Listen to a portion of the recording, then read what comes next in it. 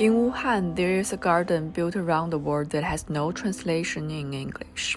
And most days you can sit inside it and listen to a free live concert on a 2,000-year-old instrument. This place is called Guqin Tai, the ancient desert terrace. I want to show you what's inside, but first I need to tell you a story. About 2,500 years ago, a musician named Yu Boya came to this very spot on the Han River to play his Guqin, the ancient zither. He was considered the greatest player of his time.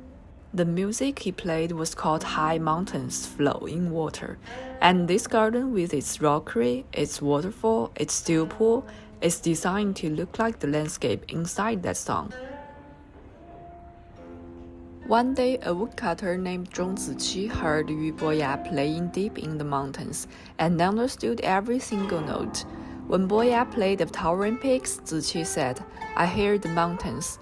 When Boya played the rivers, Ziqi said, "I hear the water." In that moment, Yu Boya realized something. Across all his performances, all his fame, no one had ever truly heard him. Until this woodcutter sitting in the forest understood every single thing he was trying to say. The Chinese have a word for what Yu Boya found in Zhong Ziqi, 知音. 知音 literally it means the one who understands your music, but it means so much more than that. In English, you might try soulmate, but that's too romantic. Kindred spirit, but that's too vague. 知音 is the person who hears what you cannot put into words, who gets you completely and without explanation.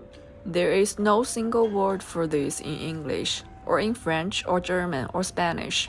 The Chinese had to invent one 2,500 years ago. If something about this resonates with you and you want to experience this kind of China in person, all the details are in the description below. But the story does not end here. Zhong Ziqi died young, and when Yu Boya heard the news, he took his guqin and broke it. He cut the strings with his own hands, and he never played again.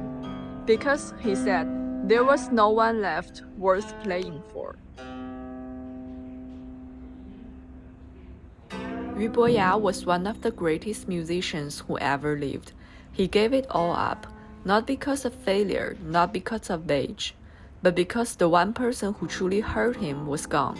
The Chinese built this garden to keep this story alive, and every time someone sits here and listens to the guqin, they are also keeping it alive too.